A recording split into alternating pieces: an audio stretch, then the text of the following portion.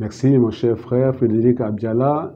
C'est le pasteur de l'église Source de Vie Tabernacle qui est située à Ambessa, dans le département du Mbam et Inubu.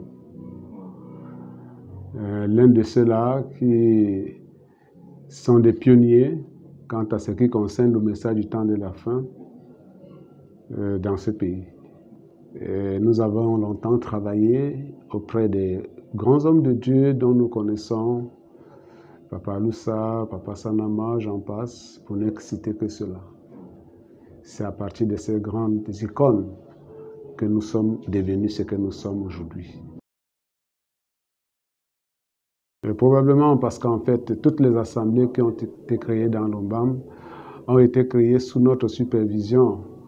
Elles se portent généralement bien parce qu'il n'y a pas très longtemps, dans le cadre de la voix de Dieu, j'ai fait une tournée dans toutes ces églises pour les connaître, pour un peu, n'est-ce pas, les soutenir.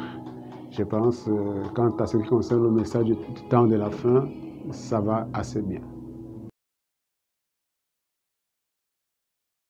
Mon expérience personnelle, comment est-ce que je suis arrivé dans le message du temps de la fin?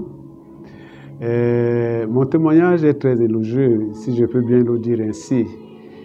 Ce qui m'a amené dans la foi, c'est que j'avais une difficulté, comme tous les humains ont.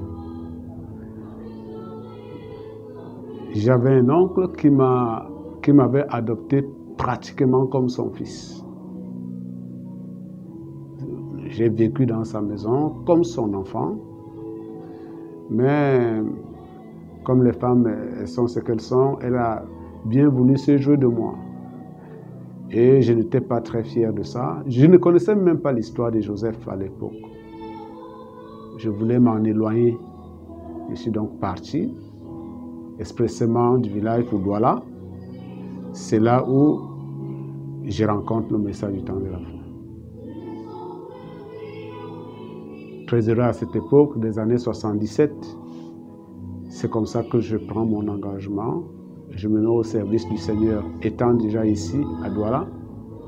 Quelques années, 2 ans à peine, j'ai décidé plutôt de rentrer, de me replier dans l'Ombam natal, parce que j'estimais qu'il y avait grand besoin pour eux de connaître le message du temps de la fin. C'est là où j'avais donc fui.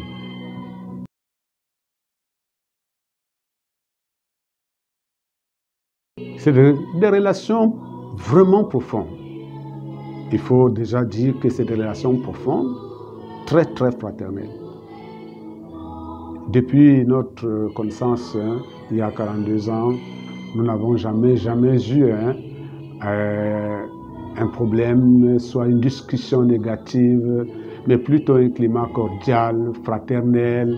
Et comme il est assez humoriste, il a toujours besoin de me taquiner, de me tapoter un peu et de nous connaître dans nos relations. C'est bien comme ça, des relations bien très détendues, des relations d'amour.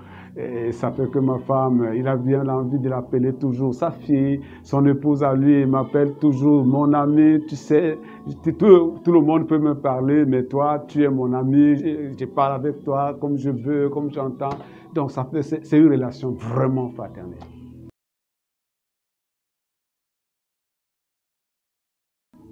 J'ai dit, comme je le disais tout à l'heure au niveau de l'église, l'accueil d'aujourd'hui m'a paru assez spécial.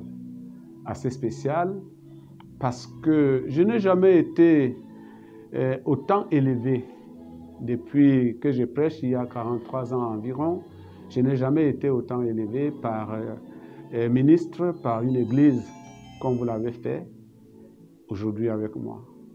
J'ai jamais été accueilli avec un bouquet de fleurs, une jeune petite fille, ma petite fille d'ailleurs, qui vient, qui souhaite la bienvenue au nom de Love Divine, Tabernacle et tout ça.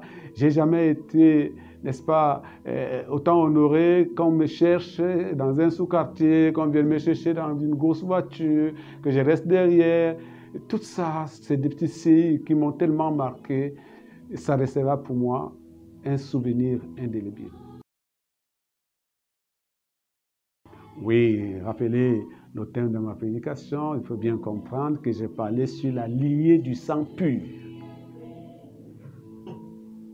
J'entends la lignée du sang pur, le sang authentique.